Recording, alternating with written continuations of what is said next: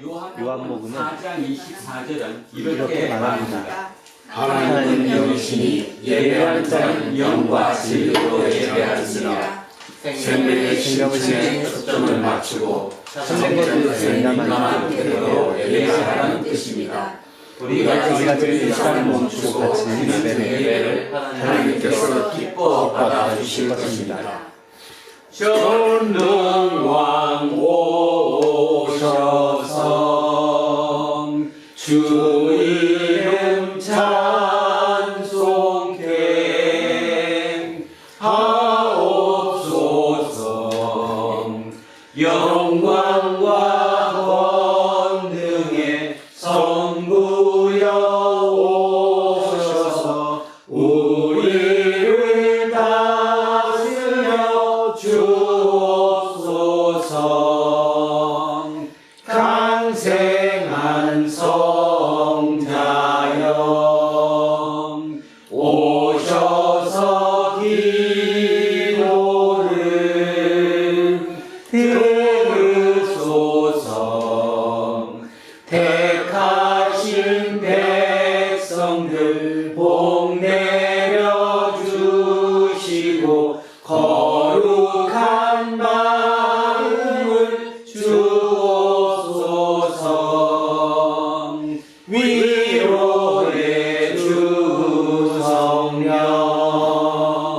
오셔서 큰 증거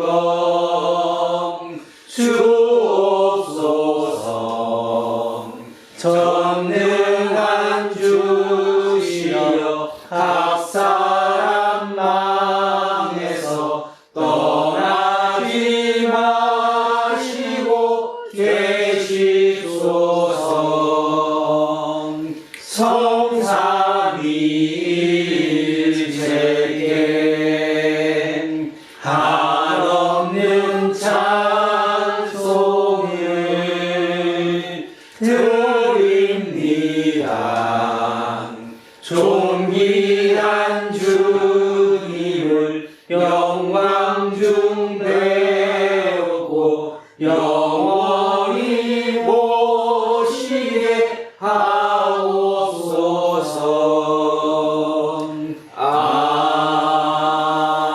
아멘.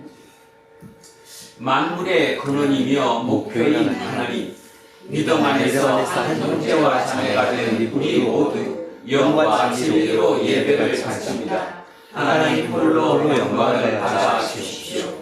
하나님은 우리 아들을 세상에 보내셨습니다. 세상의 종교 권력과 정치 권력에 의해서 십자가에 달리신 예수 그리스도를 죽은 자들의 자리에서 영원한 생명의 자리로 옮기심으로써 인류 구원의 길을 허락해 주셨습니다.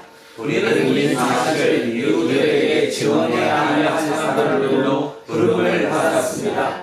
이런 믿음의 길을 흔들리지 않고 걸어갈 수 있도록 용기와 인내심을 허락해 주십시오.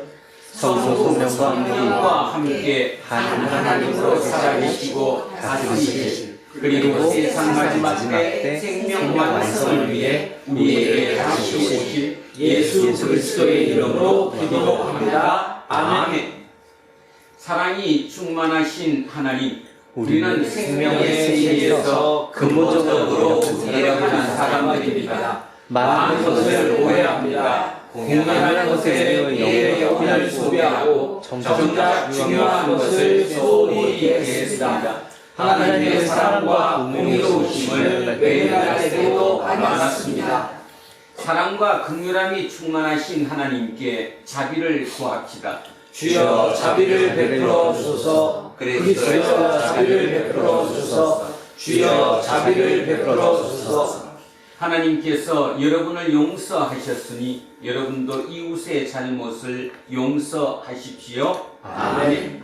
다 자리에 앉으십시오. 488장 찬송하겠습니다. 488장입니다.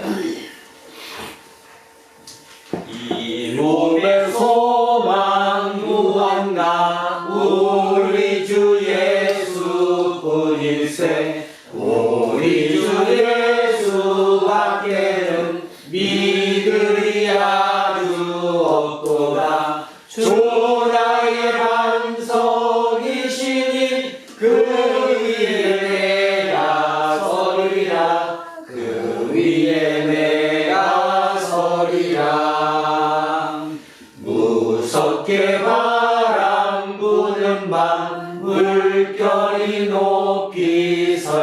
될 때 우리 주 크신 은혜에 소망에 닻을 주리라. 주 나의 반석이시니 그 위에 내가 서리라. 그 위에 내가 서리라. 세상에 믿던 모든 것 끊어질 그날 되어도 구주의 언약 믿사와 내 소망 더욱 크리라. 주 나의 반석이시니 그 위에 내가 서리라. 그 위에 내가 서리라. 바라던 천국 올라가 하나님 앞에 배울 때 구주의 의를 힘입어 어여시 바로 서리라. 주 나의 반석이시니 그 위에 내가 서리라. 그 위에 내가 서리라. 하겠습니다. 사랑과 은혜가 충만하시며 언제나 우리와 함께 하시는 살아계신 하나님 아버지 감사합니다. 주일을 맞아 주님의 성전으로 불러주시고 예배를 드릴 수 있는 은혜를 허락하여 주시며 감사를 드립니다. 아멘. 이제 봄이 시작되었습니다. 따스한 기운이 온 세상에 스며들듯 주님의 사랑과 은혜가 우리의 삶 가운데 충만히 임하기를 소망합니다. 봄의 생명력이 만물을 소생시키듯이 우리의 영혼도 성령의 은혜로 충만케 하옵소서. 아멘. 우리의 계획이 주님의 뜻 안에서 이루어지게 하시고 주님의 인도하심을 구하며 믿음의 길을 걸어가게 하옵소서. 살아계신 하나님 아버지, 주님께서 허락하신 이 땅에 정의와 평화가 흐르게 하옵소서. 이 땅에 주님의 공의와 사랑으로 더욱더 굳건히 서게 하시고 유전자들이 하나님을 경외하는 마음을 갖게 하시며 은밀을 섬기는 공의롭고 겸손한 유전자들이 되게 하시옵소서. 주님의 몸된 교회가 복음의 빛을 비추는 등대가 되게 하시고 모든 성도들이 한 마음으로 주님의 뜻을 이루어가게 하옵소서. 주님은 우리의 친구이오시니 동행하는 기쁨 속에 충만한 은혜와 소망을 가지고 살게 하여 주시옵소서. 성도들의 가정 위에 하나님의 평강과 은혜를 가득 부어주시기를 기도합니다.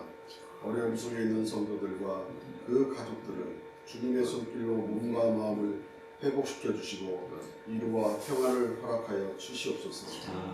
오늘도 드리는 예배가 주님께 향기로운 예배가 되게 하시고 우리의 삶을 새롭게 하며 주님의 인재를 경험하는 시간이 되게 하옵소서. 말씀을 전하시는 목사님께 성령의 기름 부으심을 더하여 주시고 그 말씀이 우리의 삶에 힘과 용기를 주는 생명의 말씀이 되게 하옵소서. 우리의 생각과 계획을 주님께 맡기며 오늘도 믿음과 감사로 살아가게 하옵소서. 지금은 예배의 처음 시간이니 마치는 시간까지 오늘 예배를 기뻐 받아주시고 주님 홀로 영광 받으시옵소서. 이 모든 말씀을 우리를 구원하신 예수 그리스도의 이름으로 기도드립니다. 아멘. 기도하겠습니다. 조금 손해보고 삽시다. 조금 손해보고 삽시다. 하나님 사랑합니다. 하나님 사랑합니다. 이문수님을 사랑합니다. 이문수님을 사랑합니다. 김재우님을 사랑합니다. 김재우님을 사랑합니다. 이영옥님을 사랑합니다. 이영웅님을 사랑합니다. 이으뜸님을 사랑합니다. 이으뜸님을 사랑합니다. 이영미님을 사랑합니다. 이영민님을 사랑합니다. 이양승님을 사랑합니다. 이양승님을 사랑합니다. 윤정숙님을 사랑합니다. 윤정수님을 사랑합니다. 이연승님을 사랑합니다. 이연승님을 사랑합니다. 안병관님을 사랑합니다.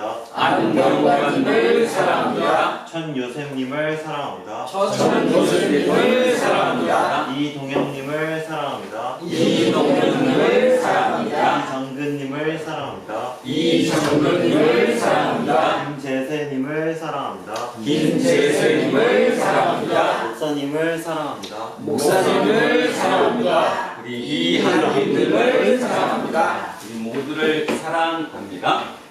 기도하겠습니다. 말씀으로 세상을 창조하신 하나님, 우리는 지금 하나님의 말씀에 귀를 기울입니다. 분주하게 돌아가는 세상에서 들었던 모든 소리와 설왕설래와 분쟁이 그치고 오로지 하나님의 말씀만 충만한 이 순간이 되기를 바랍니다. 태초부터 말씀으로 존재하셨던 우리 주 예수 그리스도의 이름으로 기도합니다. 아멘. 첫째 말씀 이사야서로 갑니다. 구약성서 1035쪽입니다. 구약성서 1035쪽 이사야 55장 1절에서 9절까지의 말씀입니다.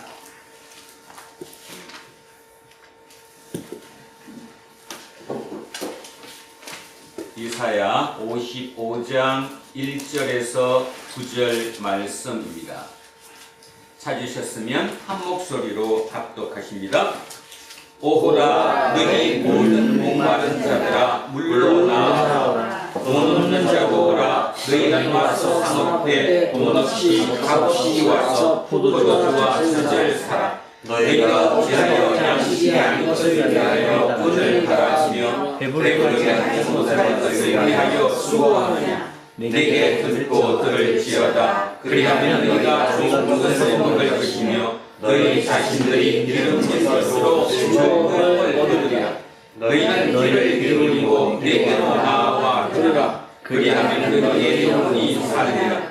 내가 너희를 위하여 영원한 언약을 내주리니 곧 다윗에게 허락한 확실한 은혜니라. 보라, 내가 그를 만민의 증인으로 세웠고 만민의 인거자와 명령자로 삼았나니 보라, 내가 알지 못하는 나라를 내가 부를 것이며 너를 알지 못하는 나라가 내게로 달려올 것은 여호와 내 하나님 곧 이스라엘의 거룩하시고 말미암음이니라.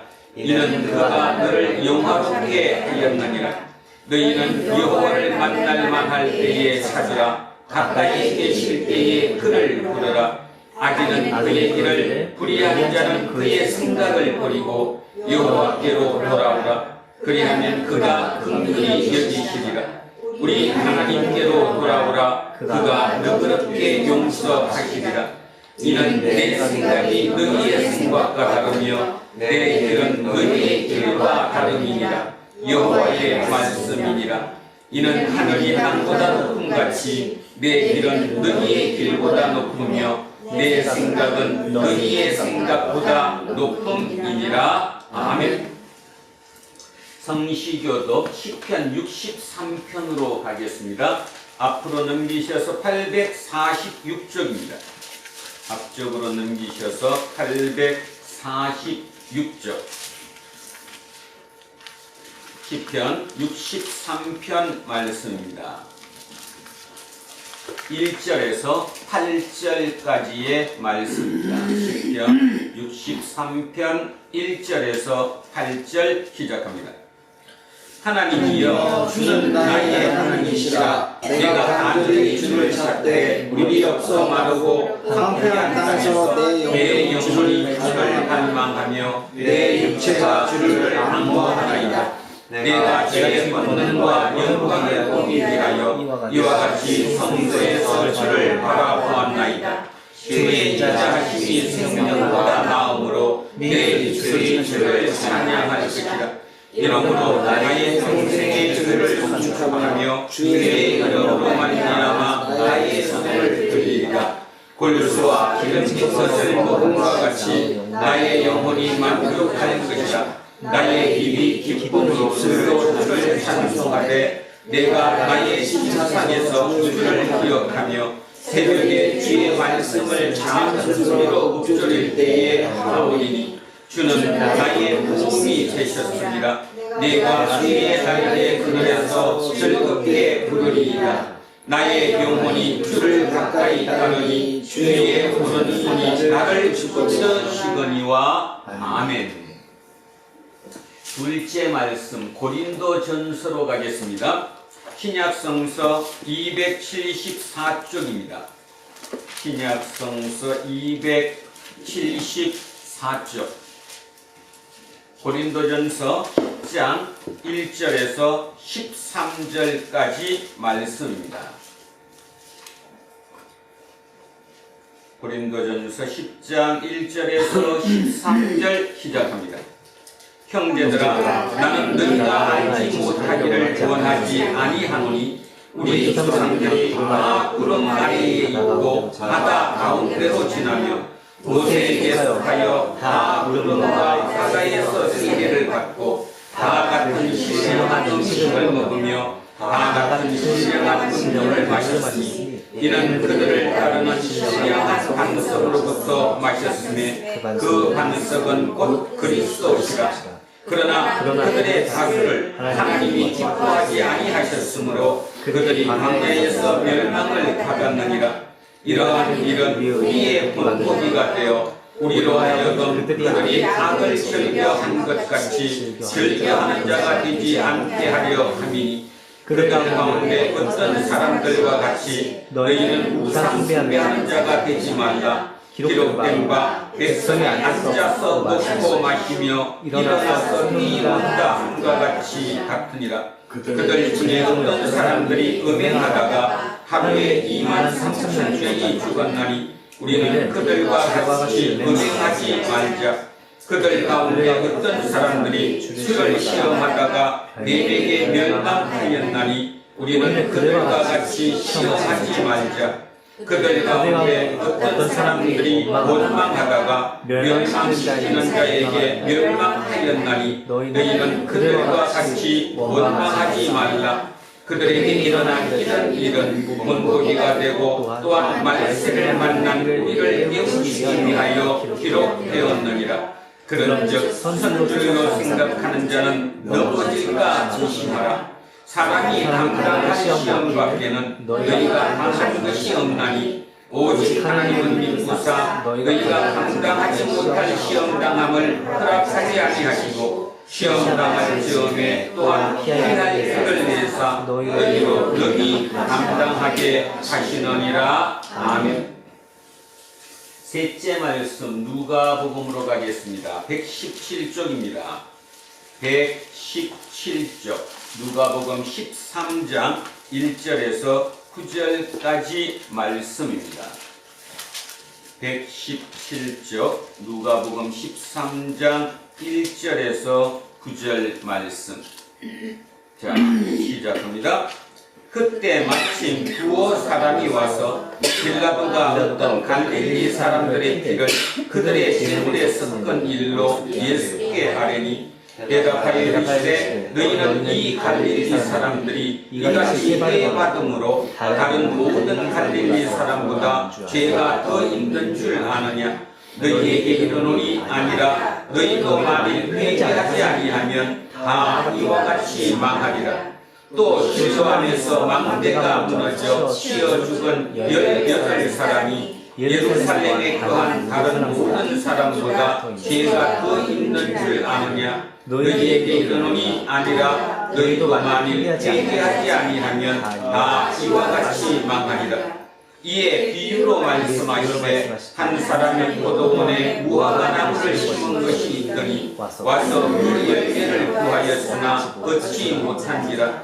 포도원 지기에게 이르되 내가 3년을 와서 이 무화과 나무에서 열매를 구하되 얻지 못하니 찍어버리라. 어찌 땅만 버리게 하겠느냐. 대답하여 이르되 주인이여 금년에도 그대로 두소서. 내가 거룩하고 그름을 줄이니 이후에 만일 열매가 열면 좋거니와 그렇지 않으면 찍어버리소서 하였다 하시니라. 아멘. 오늘 주신 말씀입니다. 요한복음 4장 43절에서 54절까지 말씀입니다. 149쪽에 있습니다. 자, 오늘 주신 말씀 지난주에 이어집니다. 자, 천천히 생각하시며 자, 시작하겠습니다. 이틀이 지나매 예수께서 거기를 떠나 갈릴리로 가시며 친히 증언하시기를 선지자가 고향에서는 높임을 받지 못한다 하시고 갈릴리에 이르시매 갈릴리의 그까지 영접하니 이는 자기들도 명절에 따라가 예수께서 명절 중 예루살렘에서 하신 모든 일을 보았음이더라. 예수께서 다시 갈릴리 가나에 이르시니 전에 물로 포도주를 만드신 곳이라. 왕의 신하가 있어 그의 아들이 가버나움에서 병들었더니 그가 예수께서 이때로부터 갈릴리로 오셨다는 것을 듣고 가서 청하되 내려오셔서 내 아들의 병을 고쳐주소서 하니 그가 거의 죽게 되었습니다. 예수께서 이르시되 너희는 흔적과 기사를 보지 못하면 도무지 믿지 아니하리라. 신하가 이르되 주여 내 아이가 죽기 전에 내려오소서. 예수께서 이르시되 가라 내 아들이 살아있다 하시니 그 사람이 예수께서 하신 말씀을 믿고 가더니 내려가는 길에서 그 종족이 오다가 만나서 아이가 살아있다 하거늘 그 낳기 시작한 때를 물은즉 어제 7시에 열매가 떨어졌나이다 하는지라. 그의 아버지가 예수께서 내 아들이 살아있다 말씀하신 그때인 줄 알고 자기와 그 온 집안이 다 믿으리라. 이것은 예수께서 유대에서 갈릴리로 오신 뒤에 행하신 두 번째 표적이니라. 아멘. 오늘은 표적 그 너머의 신앙이라는 제목으로 하나님의 말씀의 은혜를 나누고자 합니다. 표적 그 너머의 신앙입니다. 제목을 머릿속에 꼭 기억해 주시기 바랍니다. 오늘도 설교를 하기 전에 산불이 너무 심한 것 같아요. 그죠? 그런 자연재해가 너무 갑자기 오게 되니까 문제가 심한데 우리 마음속으로 뭔가 우리의 간절한 마음을 하나님께 한번 기도하는 마음으로 이 예배가 이어졌으면 합니다. 빨리 잘 진화가 되기를 바랍니다. 자, 지난주에 예수께서 사마리아를 관통해서 어디로 올라갑니까? 갈릴리로 올라가는 그 길을 택했습니다. 그러다가 수가성이라고 하는 곳에서 몸이 지쳐서 기진맥진해서 물가에 앉아 있었는데 그 수가성 여인 한 명이 나와서 대화가 시작됐고요. 그 여인을 통해서 수가성이 복음이 전해지는 그 과정을 우리는 봤습니다. 거기서 며칠을 유했다고 했죠? 이틀을 유하고 이제 다시 갈릴리로 올라가서 오늘 본문은 갈릴리로 진입하고 있다는 것입니다. 자, 근데 오늘 본문이 조금 이상스럽기도 하고 자세히 쳐다보면 참 이해가 안 가는 부분이 상당히 많아서 일단 지도를 한번 먼저 보면서 어디로 갔나 한번 확인하고 자, 본문에 들어가겠습니다. 여기 지도를 한번 보시기 바랍니다. 자, 여기가 수가성입니다. 수가성. 여기 수가죠. 여기가 그리심산이고 자, 그래서 예수님께서 수가성에서 이 수가성에 있는 그 여인을 통해 이 마을이 복음화시키는데 이틀 정도가 걸렸습니다. 그리고 이제 계속 북진해서 위로 올라옵니다. 자, 여기가 갈릴리라고 이렇게 지경이 표시되어 있습니다. 그런데 길을 보시면 이 길이 이렇게 올라가서 여기 나인성을 통과합니다. 그리고 길이 두 갈래로 나눠지는데 한쪽 길은 나사렛 가나로 올라가는 길이고 또 한쪽 길은 이렇게 이 갈릴리 호수라고 부르는 이 호수 연안을 타고 올라가는 이 길이죠. 그래서 여기가 디베리아. 이 디베리아 정확하게 우리가 영어식으로 표현하면 티베리아스라고 하는 곳인데 티베리아스 하면 머릿속에 우리 떠오르는 게 있는데 티베리우스 황제죠. 그 황제의 이름을 따서 마을 이름을 지은 신도시입니다. 신도시. 이 티베리아스가 신도시라는 거죠. 누가 그러면 건설했느냐? AD 20년이니까 예수님이 아주 사역하기 이전이었죠. 그 20년에 헤롯 안티파스는 여기 갈릴리를 여기 베레아라고 부르죠. 여기 베레아와 여기 갈릴리의 분봉왕, 이 두 지역을 다스리는 분봉왕이 헤롯 안티파스입니다. 성경에는 헤롯 안디바 이렇게 나와 있죠. 그 헤롯 안티파스가 여기에 티베리스라는 신도시를 만들어서 여기를 수도로 삼았습니다. 그러니까 왜 좀 자세히 하느냐 하면 이 갈릴리의 중심 도시, 무역 중심, 상업 중심, 행정 중심 도시, 왕궁이 있는 곳이 어디라는 겁니까? 티베리아스 여기라는 거예요. 여기 갈릴리 바다, 갈릴리 호수를 끼고 있는 곳이라는 거 머리에 봐줘야 됩니다. 그러니까 예수님이 지금 여기 수가성에서 올라갔습니다. 올라가서 여기로 가면 어디로 가는 거예요? 나사렛으로 가니까 나사렛이 고향이죠. 고향으로 가는 길이에요. 이렇게 가는 거예요. 그 다음에 이렇게 가면 이쪽으로 가면 디베리아, 막달라, 가버나움 이렇게 이 호숫가를 끼고 연안을 끼고 가는 이것이에요. 근데 왜 제가 자세히 하느냐 하면 여기 지금 표현이 이 지경 전체, 여기서 여기까지 이 전체를 갈릴리라고 부르기는 하지만 성경에 갈릴리라고 표현되어 있는 그 갈릴리는 이 연안 지역입니다. 여기. 이 연안 지역을 갈릴리라고 부르고 연안에서 내륙으로 들어간 나사렛이나 가나는 갈릴리라고 부르지 않고 꼭 앞에 갈릴리, 나사렛, 갈릴리, 가나 이렇게 표현을 해요. 그러니까 뭔 뜻이냐면 넓게는 갈릴리에 속하는데 성경에 기록한 그 저자는 여기는 뭐라고 부른다고요? 갈릴리 나사렛, 여기는 갈릴리 가나 이렇게 부른다는 겁니다. 그러면 성경에서 그냥 갈릴리 그러면 어디를 얘기하느냐? 여기를 얘기한다라는 거예요. 여기 중에서도 티베리아, 막달라, 가버나움, 고라신 부르는 이 지역, 여기를 갈릴리라고 불렀다. 그리고 또 하나 기억을 하시고 계실까 모르는데 우리 요한복음을 시작하면서 첫 번째 기적을 일으켰죠. 예수님이. 그게 뭐였죠? 포도주를 물로 정신이 없어지가 물로 포도주를 만들었어요. 어디서? 가나에서. 여기서 첫 표적을 이루어졌던 곳이 여기입니다. 그리고 어떻게 했죠? 기억하는가 보는 거예요, 지금. 여기서 가나에서 표적을 일으켰어요. 물로 포도주를 만들었어요. 그리고 다음 어디로 이동하셨는데?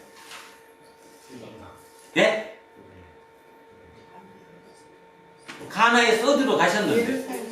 아니죠. 가버나움으로 가시죠. 가나에서 가버나움으로 갔습니다. 그러니까 그래서 갈릴리 사역의 본거지가 어디예요? 가버나움이에요. 이 가버나움이 예수님이 갈릴리 사역의 주 본거지라는 겁니다. 그러면 왜 그랬을까에 대한 거가 궁금한데 마태복음에 보면 이 가버나움 출신들이 꽤 많아요. 누구죠? 베드로, 안드레, 요한 다 어디 출신이에요? 가버나움 출신이에요. 그래서 이 가버나움에 누구 집이 있었을까? 베드로의 집이 있었겠죠? 그 베드로의 집을 예수님께 헌납했어요.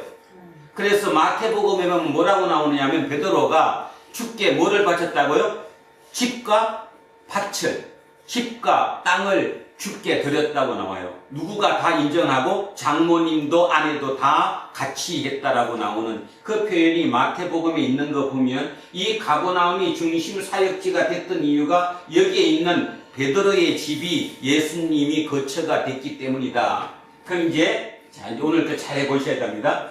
지난번 가나에서 그 혼인잔치에서 표적을 일으키고 가버나움으로 갔다가 여기 사흘 있다가 다시 어디로 갔어요? 이제 예루살렘으로 올라왔어요. 이렇게 올라왔겠죠? 그때는 이렇게 올라온 게 아니라 이렇게 데가볼리, 베레아, 요단강을 건너서 이렇게 거꾸로 올라옵니다. 이렇게 보통 이 길이 시간은 한 6일 정도 걸리지만 모든 유대인들이 이렇게 다니죠. 여기를 통과를 안 하니까. 이렇게 올라오셔서 지금 어떻게 됐어요? 거꾸로 이렇게 올라가고 있는데 여기 올라가고 있는 중이에요. 자, 요 그림을 생각하시면서 오늘 본문을 한번 잘 이해하셔야 합니다. 자, 오늘 본문 이렇게 출발합니다. 자, 이틀이 지나매 이틀. 어디서 이틀 지냈는데? 수가성에서. 수가성에서 이틀 지내서 그 마을에 이틀이 지남에 예수께서 거기를 떠나 갈릴리로 가시며 자 위로 아까 올라갔어요. 친히 정언하시기를, 그러니까 자기 입으로 말하기를 선지자가 고향에서는 높임을 받지 못한다 하시고, 선지자가 고향에서는 높임을 받지 못한다 하시고, 이게 어디에 나와 있을까요? 어디에? 누가복음에 나와 있습니다. 하겠습니다. 오늘 좀 자세히 하겠습니다. 누가복음 4장으로 갑니다. 누가복음 4장. 선지자가 고향에서는 높임을 받지 못한다는 이 말의 의미, 이게 어떤 의미였는가를 알기 위해서 누가복음 4장으로 가겠습니다. 자, 94쪽 정도 되겠네요. 자, 찾으셨으면 94쪽에 16절부터 제가 천천히 읽을 테니까 한번 자세히 좀 봐보시기 바랍니다. 16절. 예수께서 그 자라나신 곳 나사렛에 이르사 안식일에 늘 하시던 대로 회당에 들어가사 성경을 읽으려고 서심해 선지자 이사야의 글을 들이거늘 책을 펴서 이렇게 기록된 데를 찾으시니 곧 주의 성령이 내게 임하셨으니 이는 가난한 자에게 복음을 전하게 하시려고 내게 기름을 부으시고 나를 보내사 포로된 자에게 자유를, 눈먼 자에게 다시 보게 함을 전파하며 눌린 자를 자유롭게 하고 주의 은혜의 해를 전파하게 하려 하심이라 하였더니, 이사야서에 나와 있는 이 말씀을 읽었다는 거예요. 자, 이 말씀의 내용에 지금 읽고 나니까 떠오르는 거 뭐 있습니까? 어떤 의미가 떠오릅니까? 주의 말씀으로 복음을 전했다고 나와요. 눌린 자에게, 보지 못하는 자에게 보게 하고, 이게 말로는 굉장히 멋들어진 말 같지만 이게 의미하는 바가 뭐냐? 형평입니다. 형평. 형평이라는 게 뭐예요? 잘난 사람, 못난 사람 없이 골고루 다 잘 살게 하는 거예요. 다시 얘기하면 이 얘기는 어떤 의미냐 하면, 채무로 빚진 자가 빚을 뭐 해줘라? 탕감해줘라. 그 다음에 노예로 잡혀있는 자를 자유인으로 풀어줘라. 이런 얘기거든요. 그러면 누구한테는 이익이고 누구한테는 손해인데? 누구한테? 당하고 있는 하층민은 뭐고? 득이 되고, 그 다음에 그거를 실제로 움켜쥐고 있는 기득권자, 상류층이라고 불러야 될까요? 그들에게는 뭐예요? 손해죠. 손해. 해주라 그러니까. 그래서 이제 그게 전에 잠깐. 그러면 이 회당에 가서 예배를 드리는 사람이 하층민일 것 같아요? 아니면 먹고 살만한 사람일 것 같아요? 부자 먹고 살만한. 그럼요. 그걸 염두에 두셔서 읽어야 돼요. 그러니까 다시 얘기하면 이 회당에서 지금 예배를 드리면서 자, 예수님께서 이사야서를 펴서 지금 읽어드렸어요. 그것을 듣는 그 대상자들은 그 대부분이 99.9%가 하층민이 아니에요. 하층민은 여기 올 수가 없어요. 먹고 살기. 당장 목구멍이 포토청인데 일을 해야 되는데 어떻게 옵니까? 전혀 그들은 못 옵니다. 그러면 그들에게 지주급이라는 거죠. 쉽게 얘기해서 조금 풀이를 하자면 이런 뜻이에요. 땅을 가진 지주이거나 아니면 어선의 선박을 몇 척 갖고 있는 그죠? 선주이거나 먹고 살만한 사람들이 지금 회당에 와서 주일날, 이제 안식일날 이 예배를 드리는 거란 말이에요. 그들이 그 얘기를 들었을 때 기분이 지금 굉장히 좋아요? 아니면 마음이 쓰려요? 쓰리. 그럼요. 이걸 알고 들으셔야 된다고. 지금 이걸 듣고 있는 사람을 속에서 지금 뭔가 팍 올라왔어요. 지금 하필이면 왜 그걸 읽어갖고 우리의 속을 긁냐 이 말이죠. 자, 그거 생각하시면서 계속 읽습니다. 20절. 책을 덮어 그 맡은 자에게 주시고 안 주시니 회당에 있는 자들이 다 주목하여 보더라. 조는 사람이 없어요. 그죠? 눈이 번쩍 뜨였어요. 자, 이에 예수께서 그들에게 말씀하시되 이 글이 오늘 너희 귀에 응하였느니라. 제일 중요한 말. 이 글이 오늘 당신들의 귀에 응했다. 뭔 말이에요? 이대로 살아야 된다는 거예요.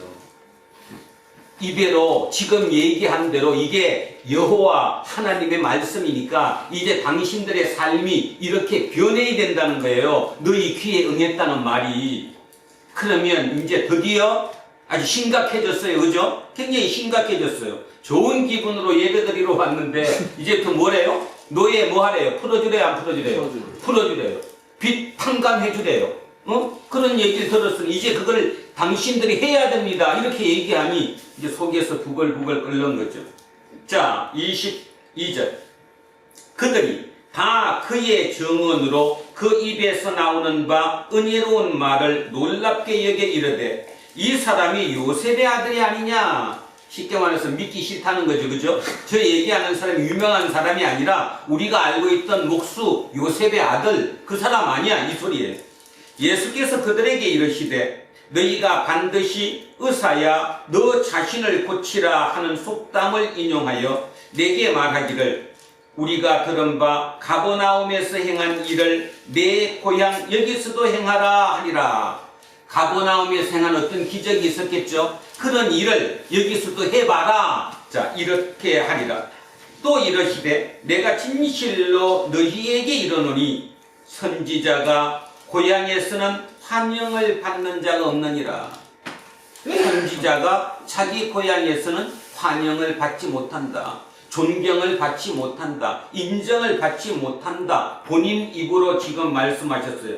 그러면서 구약의 예를 듭니다. 자, 누구의 예를 들었냐 하면 내가 참으로 너희에게 이르노니 엘리야 시대에 하늘이 3년 6개월을 닫히어 온 땅에 큰 흉년이 들었을 때 이스라엘에 많은 과부가 있었으되 엘리야가 그중 한 사람에게도 보내심을 받지 않고 오직 시돈 땅에 있는 사렙다 한 과부에게 뿐이었으며. 자, 흉년이 들어서 다 먹고 살기 힘들어요. 그때 선지자가 어디로 갔다는 거예요? 이방 땅으로 갔다는 거예요. 어디? 시돈. 그러니까 이유가 뭘까요? 이유가 왜 시돈으로 이방으로 갔어요? 자기 땅에서는 인정을 해주지 않으니까. 자, 또 27절. 선지자 엘리사 때에 이스라엘에 많은 나병 환자가 있었으되 그 중에 한 사람도 깨끗함을 받지 얻지 못하고 오직 수리야 사람 나만 뿐이었느니라. 자, 이것도 수리야 사람, 이방 사람이죠. 이방 사람만 치료받았다는 거예요. 왜? 선지자를 이들이 인정하지 않았기 때문에. 자, 회당에 있는 자들이 이것을 듣고 다 크게 뭐가 나서?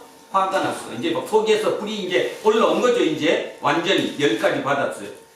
그러고 나니까 일어나 동네 밖으로 쫓아내어 그 동네가 건설된 산 낭떠러지까지 끌고 가서 밀쳐 떨어뜨리고자 하되 절벽에서 밑으로 밀어버리려고 했다는 거예요. 예수께서 그들 가운데로 지나서 가시니라. 예수님이 지금 고향에서 어떻게 당했다는지 아시죠? 이런 일을 겪었던 예수님이 자기 고향을 다시 거쳐갈 수 있었겠어요? 없었겠어요? 없죠. 그리고 아무리 마음이라고 예수님이라고 하더라도 싫죠. 그 길 어떻게 가요? 그래서 아까 지도 머릿속에 기억하셨죠? 자, 어디에서? 나인성이, 사마리아로 올라간 나인성이에요. 나인성에서 이쪽으로 오른쪽으로 왼쪽으로 위로 올라가면 나사렛이에요. 그 길을 통과해야 되는데 글로 안 가셨다 그 뜻이잖아요. 그죠? 그러면 어디로 갔다는 소리인데 이제? 뭐죠? 티베리아스 쪽으로 올라갔다는 거예요. 그러면 목적지가 어디예요? 우리 아까 설명 다 했어. 목적지가 어딜까요 그럼? 가버나움이죠. 가버나움이잖아요. 가버나움에 집이 있으니까 베드로가 헌물한 그 집이 있으니까 글로 올라간 거죠. 자, 그래서 이제 한 번 더 합니다. 43절 44절 한 번 더 하겠습니다. 이틀이 지남에 예수께서 그 길을 떠나 갈릴리로 가시며 친히 정언하시기를 선지자가 고향에서는 높임을 받지 못한다 하시고 45절 갈릴리에 이르심에. 그럼 이제 이해가 가셨죠? 원래대로 가면 고향으로 가야 되는데, 어디로 올라가야 되는데, 나사렛으로 올라가야 되는데 그 길을 통과하지 않고 밑에 길로 가셨다, 그런 뜻이에요. 그래서 갈릴리에 이르셨다. 자, 그러니 이 갈릴리가 어디냐 정확하게 모르지만 우리는 추측은 할 수 있습니다. 이 갈릴리가 어딜까요? 가버나움이에요. 거기가 목적지니까. 자, 갈릴리에 이르심에 갈릴리인들이 그를 영접하니, 자, 고향에서는 영접을 안 한다고 그랬는데 가버나움에서 갈릴리인들이 영접을 한대요. 좋은 거예요, 나쁜 거예요? 좋은 거죠. 비교되는 거죠. 고향에 있는 나사렛은 자기를 배척하고 절벽에서 떨어뜨려 죽이려고까지 했는데 이쪽 갈릴리인들을 그를 영접한 거예요. 그러면 여러분 그냥 여기까지만 읽어보면 아, 예수님이 판단이 옳았구나 이렇게 판단되는데, 자, 그 다음이 중요합니다. 예수님 입장에서는 여기까지만 들으면 예수님이 지금 기분이 좋았겠거니 생각하시겠지만 아닙니다. 자, 그 다음 읽어보겠습니다. 이는 영접하는 이유예요. 이유. 그 이유. 예수를 영접하는 이유는 자기들도, 이 자기들이 누구예요 그럼? 갈릴리인들이죠. 갈릴리인들? 또 하나 더 해볼까요? 갈릴리인들 중에 남자일까 여자일까? 남자겠죠. 그렇죠. 당연히 그 중심 세력이 남자였으니까 그 자기들도 명절에 갔다가, 명절에 어디 가죠? 예루살렘. 그럼 이 명절이 무슨 절이었는데? 유월절. 그 유월절 명절에 예루살렘에 갔다가 예수께서 명절 중에 예루살렘에서 하신 모든 일을 보았습니다. 그러니까 다시 얘기하면 가버나움으로 올라갔는데 가버나움 사람 중에 일부 사람들이 환영을 하는 거예요. 아, 예수님 하면서. 그 전까지는 냉대했는데 쳐다도 안 봤는데 뭐 네가 뭐 선지자야? 물론 저기 아까 가나에서 물을 포도주로 만드는 기적을 일으키니까 대단한 것 같지만 그 물로 포도주를 만드는 그 기적마저도 그렇게 선풍적인 인기를 끌지 못했는데 냉대를 받았는데 이번에는 냉대가 아니라 환영을 하는 거예요. 예수님도 어안이 벙 뜬 거죠. 근데 그들의 이유를 봤더니 뭐였냐면 그들 중에 갈릴리들 중에 몇몇 남자들이 6월절에 예루살렘에 갔다가 예루살렘에서 예수님이 행한 기적을 봤다라는 거예요. 그걸 봤기 때문에 기분이 뿌듯할 거 아니에요. 왜 뿌듯해요? 아, 우리랑 같은 고향 출신 갈릴리 사람이 예루살렘에서 지금 선풍적인 태풍의 눈으로 올라오고 있다. 인기 짱이 됐다 이 말이잖아요. 그러니까 마음으로 뿌듯하죠. 그 기분으로 지금 이렇게 얘기를 하는 거예요.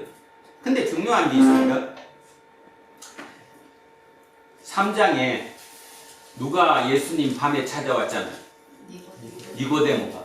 니고데모는 유명한 사람이라는 거 설명 안 해도 되죠, 이제? 그 유명인인 사회적인 최고 위치에 있는 사람이 밤에 남들이 보지 않는 그 밤에 예수를 찾아왔어요. 그때 뭐라고 얘기했는지 혹시 기억하십니까? 3장 2절입니다. 3장 2절.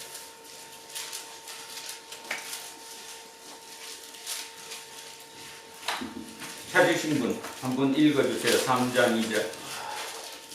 그가 밤에 예수께 와서 이르되 랍비여, 우리가 당신은 하나님께로부터 오신 선생인 줄 아나이다. 하나님이 함께 하시지 아니하시면 당신이 행하시는 이 표적을 아무도 할 수 없음이니이다. 자, 니고데모도 예수를 찾아온 이유가 나와 있어요.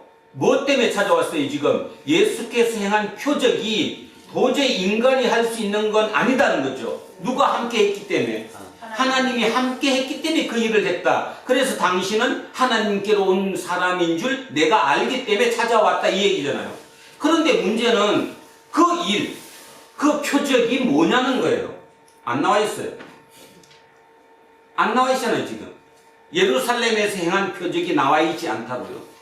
얼마나 그게 거대하고 충격적이고 경악스러웠냐 하면 최고 통치자 중에 한 사람인, 최고 위치에 있는 고관 중에 한 사람인 니고데모가 밤에 그 젊은 청년 예수를 찾아오는 그 지경까지 됐음에도 이 요한복음에는 도대체 그 일이, 그 표적이, 그 기적이 어떤 건지 나와 있지 않습니다.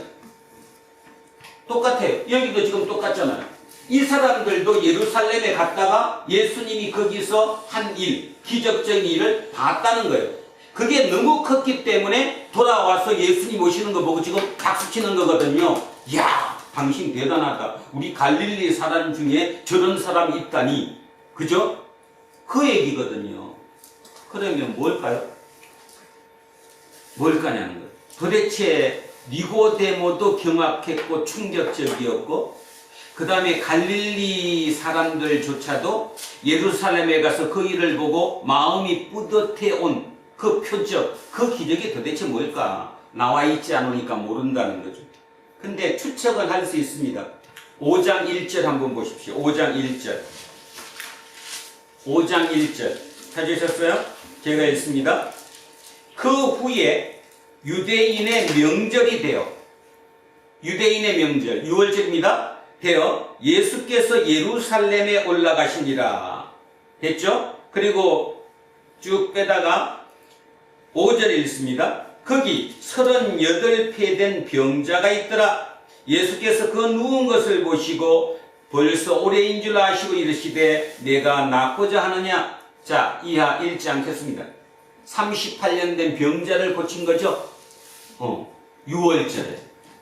그러면 이제 머릿속에 뭔가 와요. 그러면 이 중에 질문하는 분이 계실 텐데, 지금 그건 5장이 있는 거 아니에요? 지금 우리 4장 하는데, 여러분, 성경이 편집된 것은 시간 순서대로 편집된 거 아니에요? 시간 순서대로 편집된 게 아니라고. 편집자 만저로 이게 편집을 시켜놓은 거죠. 시간 순서대로 연대기적으로 차례대로 쭉 써놓은 것이 아니다는 얘기입니다. 자, 그렇다면 우리는 머릿속에 이렇게 정리를 내릴 수 있습니다. 예수께서 6월절 예루살렘에 가서 그 양문 곁 베데스다 연못에서 38년 된 중증 환자, 쉽게 해서 자기 스스로 몸을 움직이지도 못하는 그 중증 환자를 고쳐주셨다는 것. 그게 얼마나 컸냐 하면 예루살렘에 와 있던 많은 사람들이 그 광경을 보고 저것은 신만이 하실 수 있는 일이다. 인간의 범위를 벗어났다. 신적인 존재가 함께 했기 때문에, 다시 말해서 하나님이 함께 하셔서 저 기적이 일어났다. 그래서 그들에게는 그게 경악적이고 충격적인 일이 됐다라는 거죠. 그래서 그걸 보고 니고데모도 찾아왔고, 그 다음에 어디에서? 가버나움에서 6월절을 세기 위해서 올라갔던 그 남자들도 그걸 보고 이제 예수에 대해서 새롭게 평가를 하고 박수치고 환영한다. 자, 이렇게 지금 된 겁니다. 자, 그래서 여기 그 다음에 또 하나 기억할 게 있는데, 그러면 이 갈릴리인들이라고 표현된 명절에 예루살렘에 올라갔다 오는 이 사람들은 하층민일까요? 아니면 유력자들일까요? 유력자들이에요. 하층민은 거기 갈 수가 없어요. 마음은 있어도 못 가요. 여비도 없을 뿐더러 거기 갔다 오려면 최소한 열흘은 걸려요. 아무리 빨리 갔다 와도. 거기다가 만약에 온 가족이 한 번, 평생 한 번 가는 일이라면 최소한 2주 가까이는, 그죠? 일을 멈춰야 돼요. 뭐 먹고 살아요? 그래서 그들에게는 저게 들어오지도 않는 거고 지킬 수도 없는 거라는 거예요. 그래서 결국 6월절에 가버나움에서 예루살렘 성전까지 갔다 제사 지내고 올 수 있는 사람들은 먹고 살만한 땅의 지주라든가 아니면 선박을 많이 갖고 있는 선주라든가 유력자들만 저렇게 할 수 있는 것이지 하층민들은 그림의 떡이라는 거예요. 그 생각을 한다면 이들이 이제 여론을 형성하는 거예요. 여기서 여러분은 아주 오해하고 있던 부분을 하나 수정해야 될 게 있습니다. 우리는 예수님이 오셔서 하층민들에게 했다라고 생각합니다. 그죠? 그리고 대부분 우리 머릿속에는 그래, 그렇게 살기 힘든 사람을 고쳐준 게 맞습니다. 일부 맞기는 한데 중요한 것은 그것을 전파하고 그것을 네트워크화 시켜서 예수라는 사람이 지금 세상에 이렇게 뭔가를 행하고 있다라고 하는 그런 네트워크는 하층민들이 아니에요. 그죠? 절대로 아닙니다. 대부분이 누구예요? 먹고 살만한 좀 어느 정도 수준 있는 그 사람들이 대상이었다라는 걸 우리는 잊고 있는 적이 참 많이 있죠. 성경을 읽으면서 조심하셔야 됩니다. 우리는 지금 완전 하층민이라고 부르는 지금 시대와 그 시대는 틀리니까. 여러분, 예수님도 노예 인정했을까요? 안 했을까요? 인정했어요. 예수님도 노예에 대해서는 그냥 노예로 인정했지, 아니 노예도 아니다 이렇게 하지 않으셨어요. 대부분이. 그러니까 정서상으로 따져보면 그 생각을 가지면 지금 이 말을 이해가 갈 것이고, 여기서 우리가 머릿속에 하나 기억할 것은 예수님의 사역 네트워크가 최소한 지금으로 따지면 중산층 이상이다. 그 생각을 좀 머리에 두셔야 한다는 거예요. 자, 46절 하겠습니다. 예수께서 다시 갈릴리 가나갔어요. 오, 이상하다. 지금 여기 어디죠? 가버나움. 가버나움에서 박수를 쳤어요, 안 쳤어요? 환영하신다고. 옛날에는 냉대했지만 이번에 예루살렘 가서 보니까 당신 대단하더라. 뭐 자랑이다. 우리의 자랑. 그죠? 우리 갈릴리의 자랑 아니냐. 자, 여기서도 기적을 이렇게 달라. 그래서 환영을 받았어요. 그러면 여러분, 당연히 예수님도 사역을 하시면서 먹고 살아야 되죠. 예?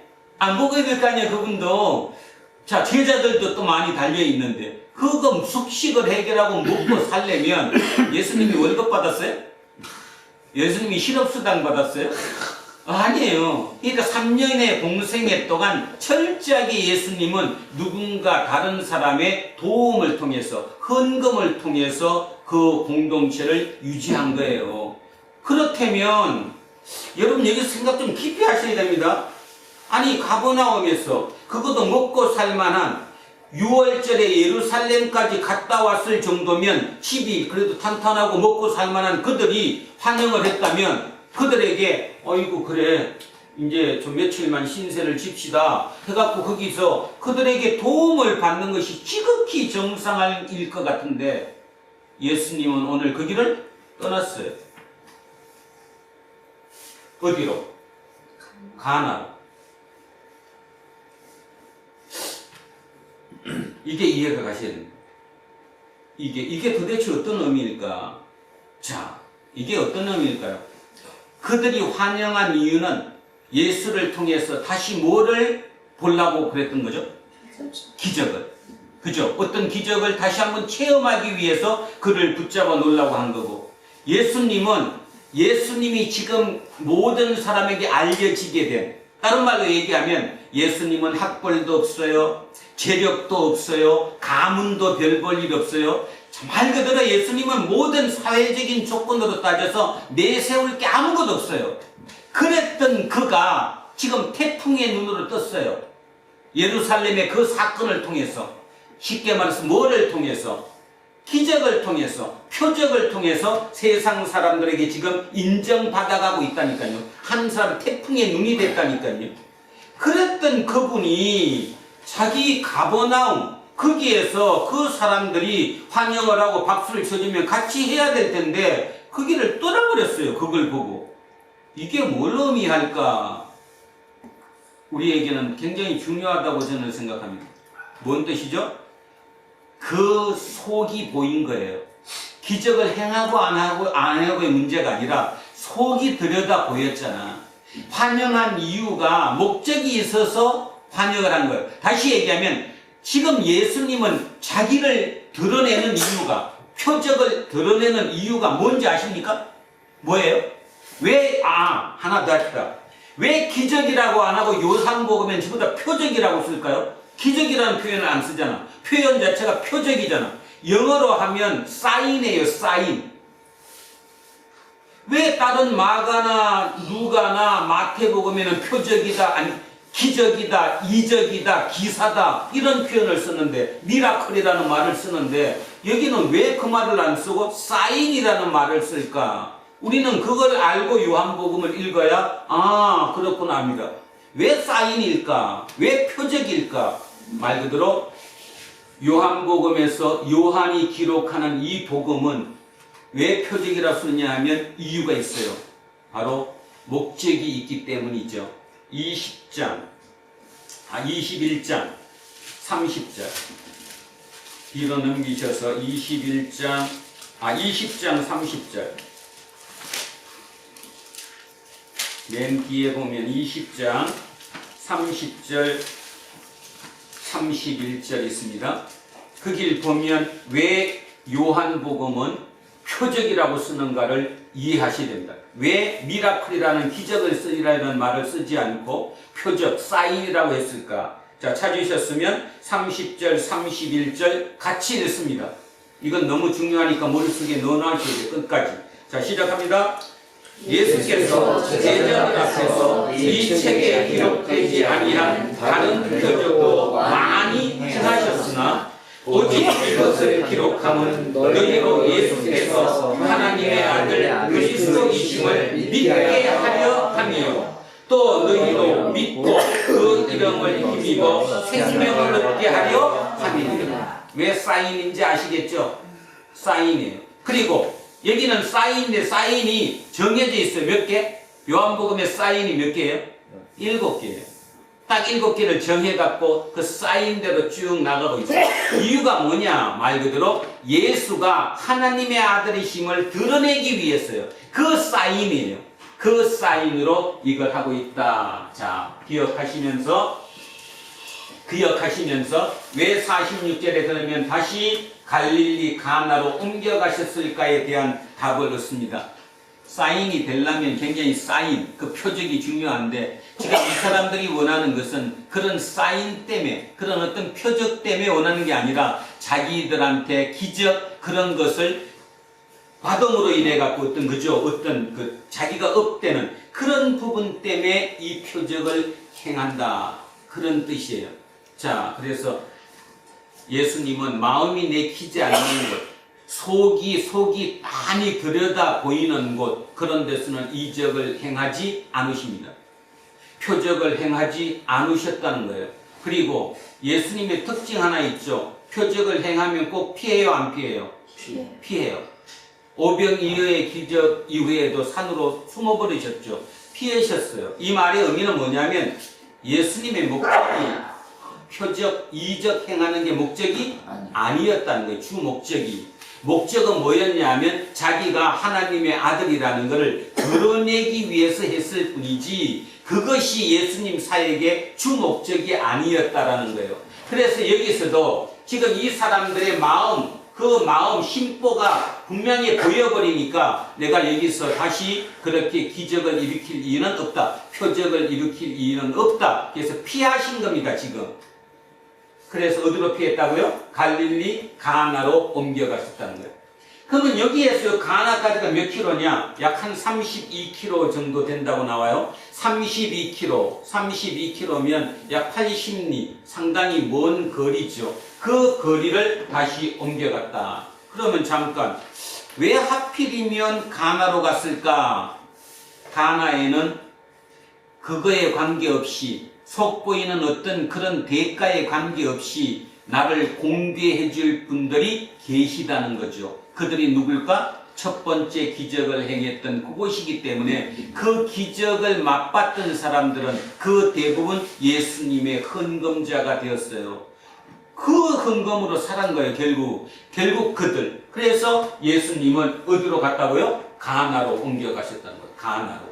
자, 첫 번째 기적을 행했던 그곳으로 가면 밥을 먹을 수 있다, 없다? 있다. 제자들도 밥 먹일만 하다. 일단 거리로 피하자. 자, 그런 의미라는 것입니다. 자, 그래서 갈릴리 가나로 갔는데 뒤에 이 말 나오잖아요. 전에 물로 포도주를 만드신 곳이라. 이 말을 쓴 이유는 바로 이런 곳, 기적을 일으켰던 이곳이기 때문에, 첫 번째 표적을 행한 곳이기 때문에 적어도 여기서는 마음 놓고 밥 먹을 수 있다, 없다? 있다. 그렇게 판단하는 겁니다. 근데 중요한 거는 그걸로 끝난 게 아니라 뒤에 말이 중요하죠. 왕의 신하가, 자, 여기서는 왕의 신하라고 돼 있고 다른 데서는 왕실의 신하라고 돼 있고 또 어떤 데는 고관이라고 돼 있고 번역이 다 틀립니다. 중요한 것은 어쨌든 굉장히 고관인 왕궁에 근무하는 또는 왕의 직속 관리인 뭐 이런 뜻이에요. 그 신하가 있어서 그의 아들이 가버나움에서 병들었더니, 그러면 우리는 이걸 어떻게 해석해야 되느냐 하면 이렇게 해석하는 게 가장 좋죠. 예수님이 아까 어디에 갔었어요? 먼저 가버나움. 그러면 가버나움에 예수님이 왔다는 소문이 돌았겠어요? 안 돌았겠어요? 돌았겠죠. 근데 예수님은 그 길을 바로 떴어요? 안 떴어요? 아까 얘기했던 기적을 또 일으키는 건 아니니까, 그죠? 속이 보이니까 피하신 거예요. 가나로 올려왔어요. 그랬더니 누구도 따라 올라왔다. 나중에 예수님이 오셨다는 사실을 안 왕의 신하가 예수를 따라서 어디로 왔다? 가나로 쫓아왔다. 이렇게 보는 게 가장 좋은 판단인 것 같아요. 자, 그래서 왕의 신하가 왔어요. 그의 아들이 가버나움에서 병이 들었기 때문에 아들 고쳐달라고 왔다 이 말입니다. 자, 47절에 그가 예수께서 유대로부터 갈릴리로 오셨다는 것을 듣고 가서 청하되 내려오셔서 내 아들의 병을 고쳐주소서 하니. 자, 내려오시래요. 어디에 계시는데 지금? 가나에 계시는데 어디로? 가버나움으로 32km의 그 길을 다시 내려오셔서 내 아들의 병을 고쳐주소서 하니 그가 죽게 되었습니다. 아들이 지금 죽게 생겼다는 거예요. 그러면 누구든 마찬가지죠. 자기가 죽게 생겼으면, 내 아들이 죽게 생겼으면 아버지로서 당연히 자기가 해야 할 모든 일, 할 수 있는 모든 걸 다 하겠죠. 그러면 이미 예수님이 오시기 전에 다른 일, 할 수 있는 일 다 해봤겠어요? 안 해봤겠어요? 해봤겠죠. 뭐 병원 어떻겠지. 하여튼 어쨌든 의사한테 같은 어떤 일이든 해볼 걸 다 해봤어요. 그런데도 안 된 겁니다. 그러니까 이제 소식을 들었어요. 예수께서 예루살렘에서 38년 된 병자를 고쳤다는 그 기적의 소식을. 아까 누가 그거 알았는데? 가버나움의 유력자들, 그죠? 그 유력자들과 왕의 신하니까 같이 연결됐겠죠? 그 네트워크 속에 연결되어 있던 그 사람들의 얘기를 듣고 예수를 찾아와서 내 아들이 죽게 됐다, 고쳐달라 얘기하는 거예요. 48절에 예수께서 이르시되 너희는 표적과 기사를 보지 못하면 도무지 믿지 아니하리라. 답 나왔잖아요. 예전에 표적과 기사를 일으키기 전 그 말이 아니라 그들이 예루살렘에서 38년 된 병자를 고치신 그 표적을 보지 못했을 때는 예수에 대해서 냉담했었는데 그 표적을 보고 와서는 지금은 이제 막 환영한다는 거예요. 그러면 예수님이 지금 뭔 뜻이에요? 그렇게 믿는 믿음이 진짜 믿음일 수 있다 없다? 없다라는 거죠. 누구든지 표적을 보고 믿음을 믿지만 거기에 머물러 있으면 계속 표적신앙, 그런 기적만 계속 바라는 신앙이에요. 어찌면 이게 지금 오늘 우리들에게 대해서 얘기하는 거랑 똑같죠. 기적만 찾아다니는 거죠. 그죠? 그거에서 머문다는 거예요. 그래서 오늘 설교 제목이 뭐라고 그랬습니까? 제가 표적, 그 너머의 신앙이라고 잡았습니다.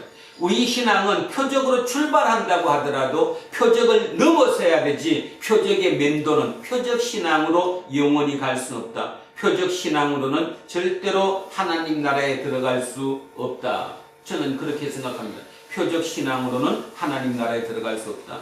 그러면 진짜 표적신앙을 넘어서 예수를 하나님의 아들이라고 온전히 믿어야 된다는 거예요. 예수를 하나님 아들이라고 온전히 믿는 것과 예수가 기적을 행하고 표적을 행하는 게 같을까요? 틀릴까요? 굉장히 중요한데 한번 이해 잘 해보세요. 예수님이 아픈 아이를 고칠 수 있다, 그 신앙과 예수님이 하나님의 아들이다, 그 신앙이 같아요? 틀려요? 달라요. 네? 틀려요. 바로 그거예요. 예수님이 병자를 고칠 수 있다, 그 신앙, 이거 우리 대부분 가지고 있어요. 내가 너무 급하면 저분은 충분히 그 고칠 수 있다고 믿는 거죠. 내가 믿습니다, 나를 고쳐주세요. 그 신앙과 그분이 야훼 하나님의 아들이라는 거, 하나님의 본체이시라는 걸 믿는 거는 다른 거예요. 같지 않아요. 근데 예수님은 지금 원하는 믿음은 뭐예요? 지금 예수님이 원하는 믿음은 내가 하나님의 아들이다. 아까 20장 30절 읽었잖아요. 얘가 하나님의 아들임을 드러내기 위해서 표적을 일으키는 거지, 당신 좋으라고 표적 일으키는 거 아니다, 이런 뜻이잖아요. 자, 그래서 내가 하나님의 아들임을 그걸 믿는 것, 그것이 온전한 신앙이라고 지금 예수님은 보는 거예요. 그러니까 표적을 안 일으킬 수는 없지만 일으키는 그 이유가 자기를 드러내기 위한 것이지, 그래서 그 드러냄을 통해서 그 다음 단계로 인도하기 위함이지 거기에 머물라고 표적을 일으키는 건 아니다. 조금 이해 가셨죠? 자, 이해하셔야 합니다. 지금 그 얘기를 하는 거예요. 그래서 예수도 얘기하는 거예요. 너희는 지금 이 너희에는 바로 직접 당사자는 누구예요? 왕의 신하죠. 그렇지만 넓게 보면 왕의 신하를 포함한 그 네트워크, 쉽게 얘기해서 어디까지 갔다 온, 예루살렘의 제사까지 지내러 갔다 온 유력자들, 사회 지도층들, 그들에게 얘기하는 거예요. 니들은 그전에는 나한테 냉랭하다가 내가 뭐 한가 하나 설득 하나 보여줬더니 그거에 반해갖고 이제 좀 속된 표현으로 뿅 갔구나. 이거 아니다 이 말. 그런 믿음으로 갈 수는 없다. 지금 그 얘기를 하는 거죠. 예수께서 이르시되 너희는 표적과 기사를 보지 못하면 도무지 믿지 아니한다. 그래서 요 48절을 보면서 비교가 되잖아요. 누구랑? 앞에 사마리아 수가성이랑 비교돼요? 수가성은 어땠어요? 기적을 일으켜서 복음이 전해졌어요? 말씀으로 전해졌어요? 말씀으로. 그죠? 근데 갈릴리는 어때요 지금? 표적으로 전해지고 있잖아요. 예수님은 지금 이게 답답한 거죠. 말씀으로 전해지는 게 더 옳은 건데, 이게 진짜인데, 그래야 하나님 나라 갈 수 있는 건데, 표적 신앙에 머무르면 계속 그것의 반복만을 요구할 뿐이기 때문에 어려운 건데, 지금 그 얘기하는 거예요. 그래서 당신들은 표적과 기사를 배우지 못하면 도대체 믿지 않는다. 말씀으로 신앙이 들어가지 않는다. 문제가 많다. 자, 이 얘기하는 겁니다. 49절에 신하가 이러대. 자, 신하가 그 얘기를 들었어요. 그래도 신하가 이 소리가 들릴까요? 안 들릴까요? 안 들리죠. 지금 아들이 죽게 생겼는데 그게 들려요? 뭐라고 얘기해도 안 들리죠. 자, 신하가 이러대. 주여, 내 아이가 죽기 전에 내려오소서. 죽기 전에 내려와서 가버나움으로 와서 내 아들 살려주십시오. 자, 이렇게 얘기하는 거잖아요. 예수께서 이르시되 가라, 내 아들이 살아있다 하시니 그 사람이 예수께서 하신 말씀을 믿고 가더니, 자, 따라갔어요. 말로만 했어요. 말로만. 공간을 뛰어넘어서 말로만 내가 그 먼 공간에 있는 그 아이를 내가 살려준다는, 자, 공간의 개념을 확장시켜서 내가 기적을 일으킬 수 있다라고 얘기한 거예요. 그 말씀을 믿고 거기 갔어요. 누구도 대단해요. 왕의 신하도 대단하죠. 우리 같으면 안 돼요. 손 붙들고 가야죠. 가서 직접 봐야죠. 어떻게 말로 믿어요. 그럴 거 아니에요. 근데 역시 왕의 신하는 왕의 신하다워요. 우리나라도 지금 그래도 어느 정도 레벨이 있다고 표현하는 그런 분들은 저런 태도를 취할 가능성이 상당히 높습니다. 진짜 그렇습니다. 그런데 문제는, 저분들의 문제는 굉장히 믿음도 좋고 모든 게 좋다고 하는데, 문제는 뭐냐면 적극성이 부족하고 어떤 새로운 것에 대한 변화를 굉장히 좀 두려워한다는, 그래서 사회를 바꾸는 것에 대해서는 굉장히 두려워한다는, 그래서 지금으로 따지면 그들이 저항하고 있는 거죠. 세상 바뀌면 안 되는 거예요. 지금 이 상태가 얼마나 좋은데 괜히 세상 바꿨다가 내 거 다 이러면 어떡해. 거기가 보수예요. 그죠? 지금 그래서 그 보수와 진보가 저렇게 이전 투구를 하고 있는 거예요. 자, 똑같다는 것입니다. 여기도 예수께서 내 아들이 살아있다. 그러니까 그거 말씀을 붙잡고 이제 가는 거예요. 자, 51절에 내려가는 길에 이제 돌아가는 겁니다. 가버나움으로 가나에서 돌아가는 길에 그 종들이 오다가 만나서 아이가 살아있다 하거늘. 그러면 우리 같으면 그래? 진짜요? 그냥 그걸로 끝날 텐데 너무너무 기뻐갖고 감사합니다. 이렇게 끝날 텐데 이 사람은 되게 진짜 합리적이고 계산적인 사람 같아요. 자, 52절에 이렇게 얘기합니다. 그 낳기 시작한 때를 물었어요. 언제 낳았어? 언제부터 차도가 있었어? 이렇게 물으니까 어제 7시에 열기가 떨어졌나이다. 자, 어제 7시면 지금 우리 시간으로 오후 1시예요. 이거 지난번에 수가성에서 몇 시였죠? 봐, 성경 제대로 안 읽으니까. 수가성일 때 예수님이 지쳐가지고 기진맥진 우물가에 앉았잖아요. 그때 몇 시라고 그랬어요? 6시. 6시. 그걸 지금 우리 시간으로 바꾸면 오후 낮 정오 12시. 그러면 여기 7시니까 1시. 오후 1시. 오후 1시입니다. 물은즉 오후 1시에. 근데 문제는 여기 어제라는 표현 때문에 헷갈릴 수 있어요. 우리는 지금 시작이 아침에 해 뜰 때부터 내일 아침 해 뜰 때까지가 하루예요. 그죠?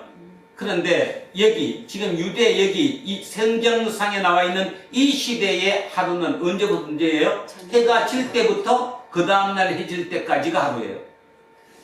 그러면 오후 1시부터 당신 아들 낳았어. 그러니까 그 낳았다는 말씀을 믿고 이 왕의 신하가 어디에서 가나에서 가버나움으로 가요. 32km를 걸어가요. 32km를 걸어가려면 아무리 안 걸려도 6-7시간 걸리겠죠. 그러니 해졌어요, 안 졌어요? 누구를 만났을 때는 종들을 길에서 만났을 때는 이미 해가 졌어요. 하루가 시작된 거죠. 그러니 어제 오후 1시는 어제죠. 아이 뭐 모르면 몰라도 그 소리야. 우리랑 지금 개념이 그렇다는 거. 어제라고 어제 오늘이 아니에요. 자, 그래서 어제 7시 오후 1시에 열기가 떨어졌나이다 하는지라 그의 아버지가 예수께서 내 아들이 살아있다 말씀하신 그때인 줄 알고, 그러니까 예수께서 내 아들이 살아있다 하신 그때가 바로 아들이 낳았던 그때인 줄 알고 자기와 그 온 집안이 다 믿으니라. 자, 이 말 들으면 되게 좋죠. 자기와 그 온 집안이 다 믿으니라. 모든 걸 다 이제 어디에 누구에게 올인한 거예요? 지금 예수께 올인한 거다 이 뜻이에요. 이거를 거칠게 표현하면 뭔 뜻이에요? 뭔 뜻이에요? 헌금을 왕창 했다 이 뜻이에요. 그러니까 더 쉽게 알아들으려면 온 집안이 다 믿었다. 진짜 헌금을 왕창 줬겠구나. 예수님 바로 그렇게 왕창 준 그 헌금으로 3년 동안 사역하셨어요. 그래서 그 말의 의미는 뭐냐 하면 예수님의 기적을 체험했던 그 당사자들 중에 그 대부분이 다 왕창 헌금을 했기 때문에 그 헌금으로 살았고, 두 번째는 그 왕창 헌금했던 그들이 나중에 예수님이 돌아가시고 초대교회의 중요한 멤버들이 됐다는 거죠. 멤버들이. 그래서 저는 이 사람이 되게 궁금해요. 이 왕의 신하가. 왕의 신하 정도 되면 진짜 사회적인 신분이 굉장히 높고, 그죠? 먹고 사는데도 지지 않는 그가 그 젊은 청년에게 찾아가가지고 우리 아들 고쳐달라고 그 모욕적인 은사까지 표적과 기사가 없으면 믿지 않는다고 얘기하는 그런 말까지 들어가면서도 그 아들을 살리기 위해서 했던 그 행동을 보면서 그랬는데 그 행동이 얼마나 합리적이고 계획적이었냐면 물어보는 거예요. 진짜 맞나 안 맞나? 그랬더니 진짜로 예수께서 가라 당신 아들 낳았습니다 했던 그때와 실제로 32km 떨어진 공간이 떨어진 가버나움에서 그 시간에 애가 열이 떨어졌다 낳았다, 그것을 보면서 올인한 거죠. 진짜다. 저분은 진짜 신이다. 저분은 진짜 하나님의 아들이다라고 온전히 믿었기 때문에 모든 걸 거기에 올인했다는 거예요. 저분이 누굴까? 제 결론은 그렇습니다. 저는 찾아봤더니 하도 한두 군데에 신학자들 중에도 저게 궁금한 사람이 있더라고요. 나만 궁금한 게 아니라 저 분이 누구냐? 누가복음 8장에 나오는 구사라고 보는 신학자들이 꽤 나왔어요. 자, 누가복음 8장 한번 가보세요. 구사가 나오지.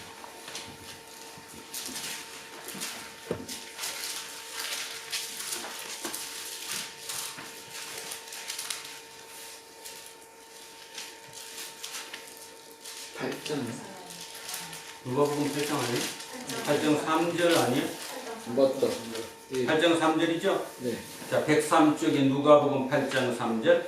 헤롯의 청지기 구사의 아내 요한나. 청지기 때문에. 그죠? 청지기. 쉽게 말해서 뭔 소리예요? 집사. 예수께서 돈을 관리하는 사람들 이 말이죠. 완전히 핵심 멤버죠. 그 부사. 여기는 이름이 나와 있잖아요. 부사. 그 부사가 직접 일을 하는 게 아니라 아내 누구를 통해서? 요한나를 통해서. 이 아내 요한나가 뒤에 가면 예수님이 십자가 돌아가셨을 때 막달라 마리아, 그 다음에 요한나, 그 다음에 어머니 마리아 이렇게 나와 있어요. 죽을 때도 같이 계셨죠. 그리고 초대교회의 핵심 멤버였어요.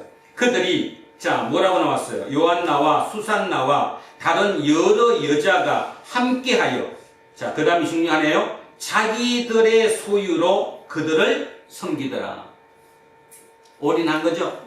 자기들 돈으로 그 예수님과 예수님의 제자들을 끝까지 뒷받침했다. 그러면 이 말이 맞잖아요. 자기와 그 온 집안이 다 믿으니라.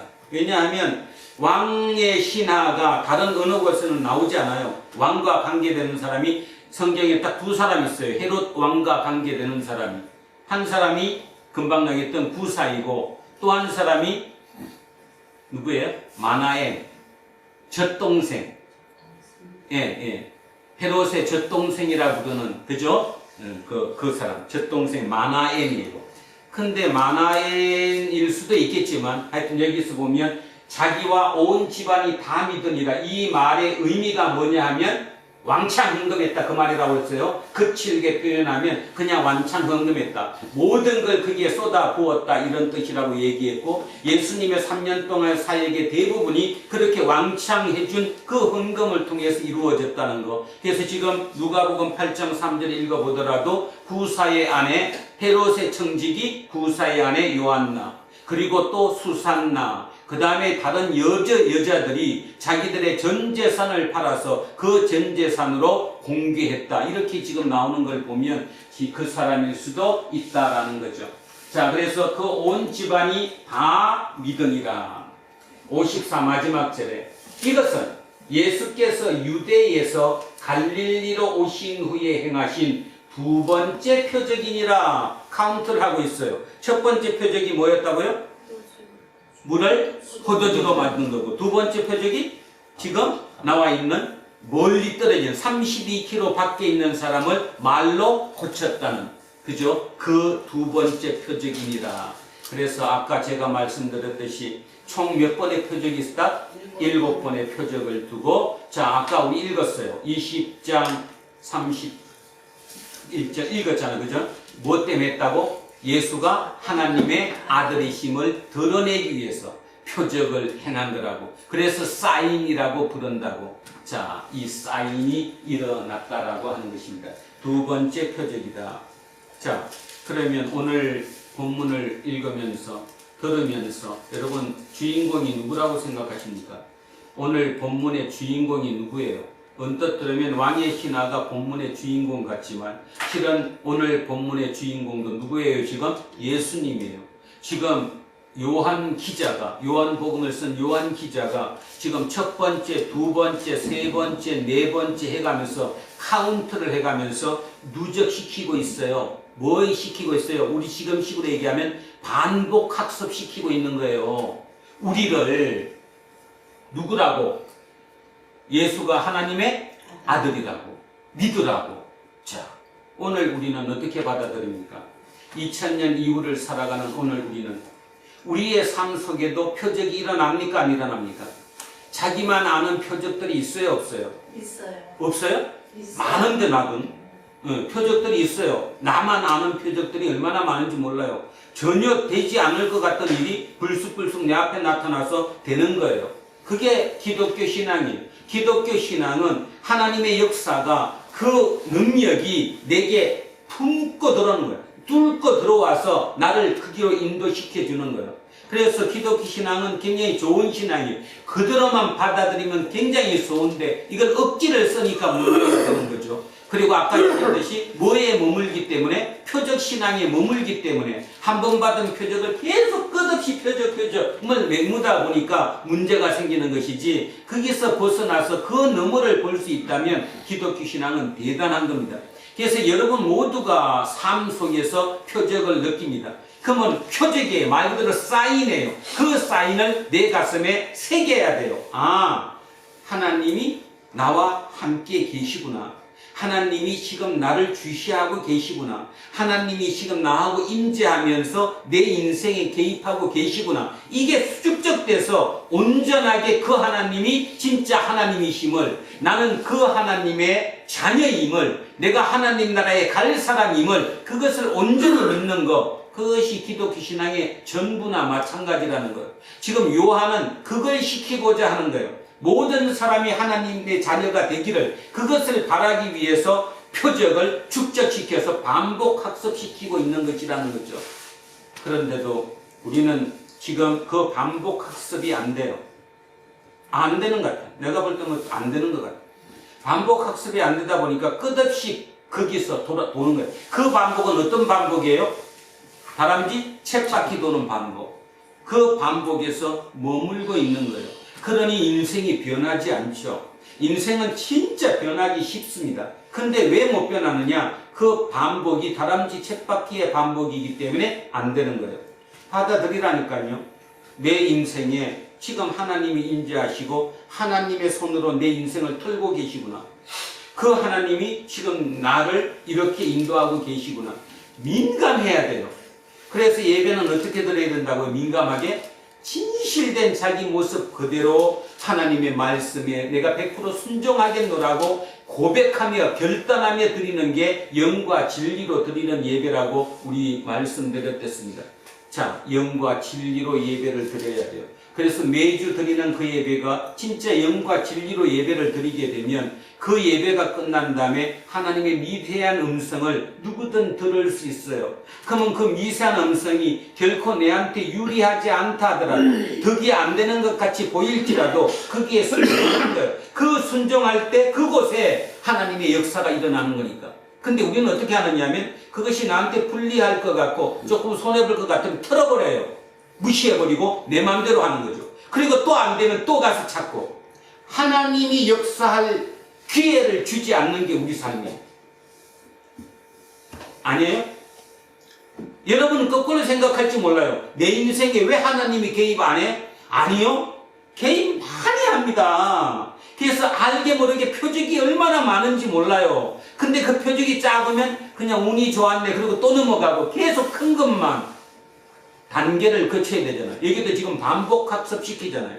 그래서 제가 오늘 이렇게 하는 이유는 요한복음 끝났을 때 우리가 진짜 반복 학습이 끝나야 돼요. 아셨습니까? 진짜 반복 학습이 끝나가지고 진짜 예수 그리스도를 온전히 믿을 수 있어야 되는 거예요. 자, 이 왕의 하인은 처음에는 예수를 믿었어요. 예수가 고쳐줄 수 있는 사람이라는 걸 믿었어요.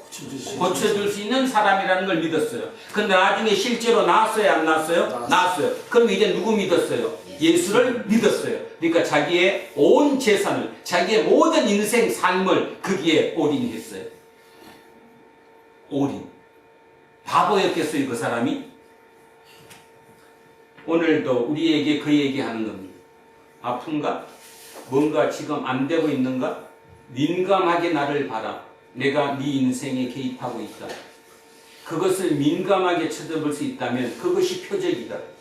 그 표적이 반복 학습되어서 나한테 쌓이고 쌓이는 그 목적이 뭐냐? 예수를 옳게 바르게 믿게 하기 위함이다. 그거라는 거예요. 그런데 설교를 이렇게 하면 바르게 살아라. 바른 설교를 하면 사람들이 안 좋아해요. 그냥 표적 설교하면, 그죠? 기적 설교하면 지금도 난리가 나겠죠. 근데 다시 한번 예수님의 사인을 보세요. 아까 예수님이 예루살렘에서 사마리아를 거쳐서 올라오셔갖고 가버나움에 갔을 때 그 가버나움의 유력자들이 예수님의 예루살렘에서 일으킨 그 기적을 생각하면서 환영하고 박수 쳤을 때 피하잖아요.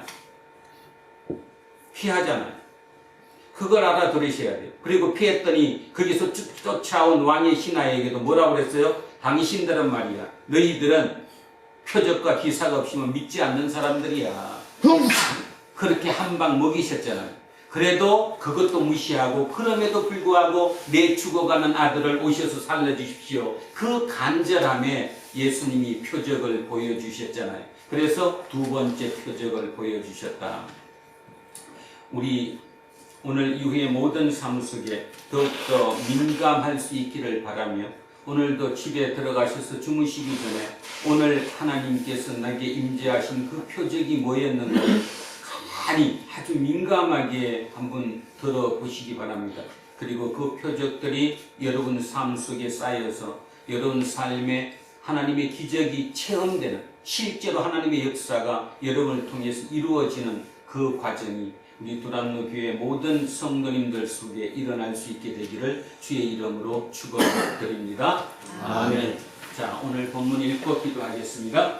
자, 천천히 생각하면서 오늘 본문 차분하게 읽겠습니다. 시작합니다. 이틀이 지남에 예수께서 거기를 떠나 갈릴리로 가시며 친히 증언하시기를 선지자가 고향에서는 높임을 받지 못한다 하시고 갈릴리에 이르시되 갈릴리인들이 그를 영접하니 이는 자기들도 명절에 갔다가 예수께서 명절 중 예루살렘에 하신 모든 일을 보았습니다. 예수께서 다시 갈릴리 가나에 이르시니 전에 물로 포도주를 만드신 곳이라 왕의 신하에서 그의 아들이 가버나움에서 병을 들었더니 그가 예수께서 유대로부터 갈릴리로 오셨다는 것을 듣고 가서 청하되 내게 오셔서 내 아들의 병을 고쳐주소서 하니 그가 거의 죽게 되었습니다. 예수께서 이르시되 너희는 표적과 기사를 보지 못하면 도무지 믿지 아니하리라. 신하가 이르되 주여 내 아이가 죽기 전에 내게 오소서. 예수께서 이르시되 가라 내 아들이 살아있다 하시니 그 사람이 예수께서 하신 말씀을 믿고 가더니 내려가는 길에서 그 종들이 오다가 만나서 아이가 살아있다 하거든 그 낳기 시작할 때를 물은즉 어제 7시에 열기가 떨어졌나이다 하는지라. 그의 아버지가 예수께서 내 아들이 살아있다 말씀하신 그때인 줄 알고 자기와 그 온 집안이 다 믿으니라. 이것은 예수께서 유대에서 갈릴리로 행하신 두 번째 표적이니라. 아멘. 살아계신 아버지 하나님, 요한 기자가 요한복음을 기록한 목적이 표적 사인을 통해 하나님이 예수 그리스도가 하나님의 아들이심을 드러내기 위함이라는 사실을 오늘 다시 한번 마음에 새깁니다. 똑같은 목적으로 우리의 삶 속에도 오늘 순간순간 자기만이 알 수 있는 그 표적들이 일어나고 있습니다. 그 여러 번의 표적을 반복을 통해서 온전히 하나님께로 인도하며 예수 그리스도가 하나님의 아들이고 구원자라는 사실을 온전히 믿게 하기 위함임을 압니다. 그 믿음이 있을 때만 우리는 하나님의 나라 자녀가 될 수 있다는 사실을 믿기 때문입니다.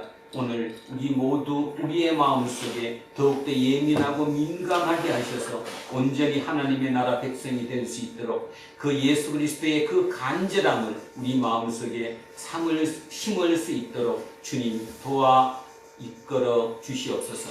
감사드리며 거룩하신 우리 주 예수 그리스도의 이름으로 기도합니다. 아멘. 자, 찬송가 542장 찬송하겠습니다.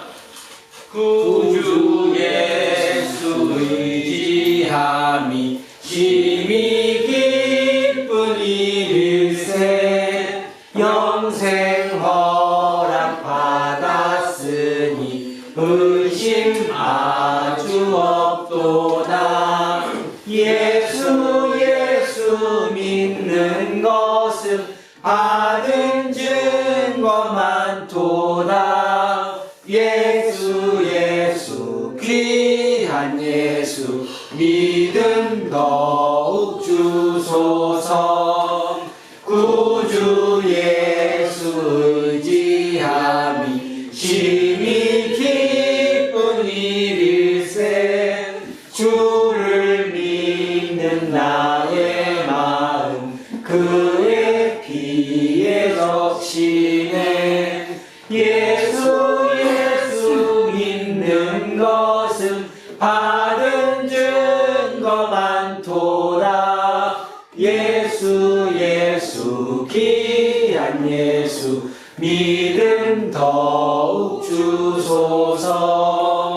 구주 예수 의지하여 죄악 벗어버리네.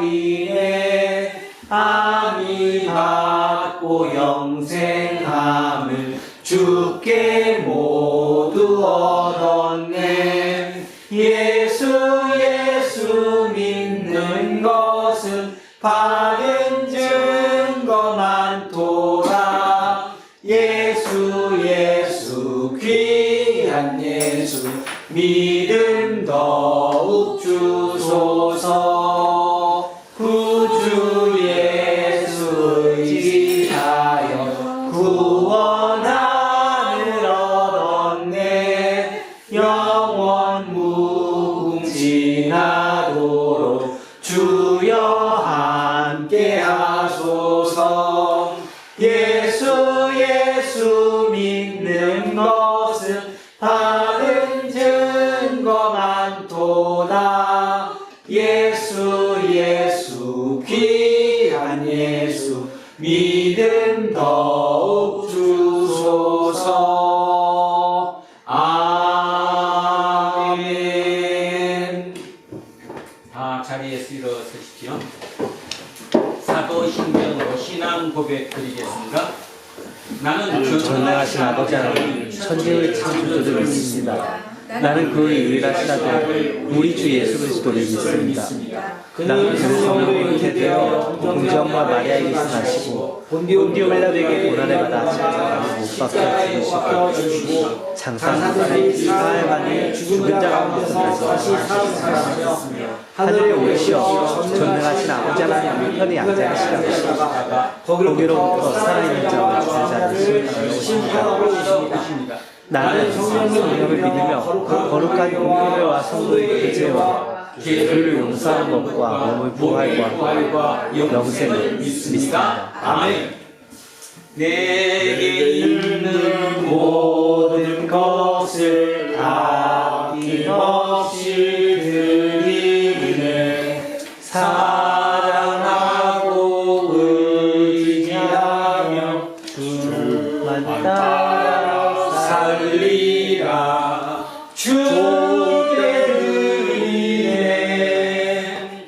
주께 드리네. 사랑하는 구주 앞에 모두 드리네. 오늘도 이 예물에 우리의 마음을 담아 주님께 올려드립니다. 주님, 우리의 마음은 오늘 주님께서 주시는 말씀처럼 온전히 어떤 표적 신학에 멈추는 것이 아니라 표적 그 너머의 신앙을 갖기로 소원하고 다짐하는 그 다짐을 이 예물에 담아 함께 주님께 올려드리오니 이후의 모든 시간마다 우리의 신앙이 날로 성숙되어서 온전히 표적 그 너머의 신앙이 될 수 있도록 우리를 복내려 주십시오. 감사드리며 거룩하신 우리 주 예수 그리스도의 이름으로 기도합니다. 아멘.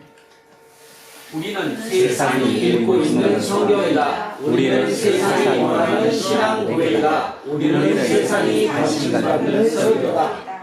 하늘에 계신 우리 아버지, 아버지 이름을 거룩하게 하시며 아버지의 나라가 오게 하시며 아버지의 뜻이 하늘에서 같이 땅에서도 이루어지게 하소서. 오늘 우리에게 용할 양식을 주시고 우리가 우리에게 잘못한 사람에게 용서해 줄 것 같이 우리 죄를 용서해 주시고 우리를 시험에 빠지지 않게 하시고 악에서 구하소서. 나라와 권능과 영광이 영원히 아버지의 것입니다. 아멘.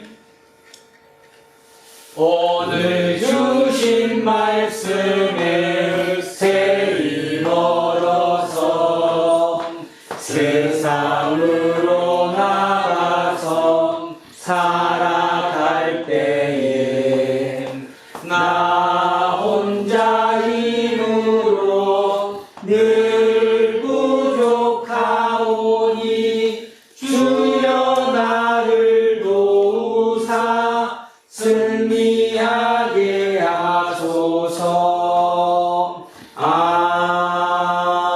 아멘. 이제 사순절 셋째 주일 공동 예배가 끝났습니다. 각자의 일상으로 흩어지십시오. 여러분의 일상은 하나님께서 단 한 번 허락하신 귀하고 복된 선물입니다. 선물이라는 사실이 분명하다면 그 어떤 상황에서도 당연히 기쁘고 자유롭게 일상을 살아낼 것입니다. 자본이 완벽하게 치부하는 세상이라서 기쁨과 자유를 누리기가 쉽지는 않겠으나 최선을 다하십시오. 이제는 우리 주 예수 그리스도의 은혜와 하나님 아버지의 영원 무궁하신 사랑과 성령님께서 우리와 함께 하시고 우리를 이끄시니 오늘 이곳에 거기에 숙인 우리 모두에게와 우리의 자녀들과 가정 위에 일터와 사업체 위에 그리고 이 나라 이민족 위에 이제로부터 영원토록 함께 하시기를 간절히 축원하옵나이다. 아멘.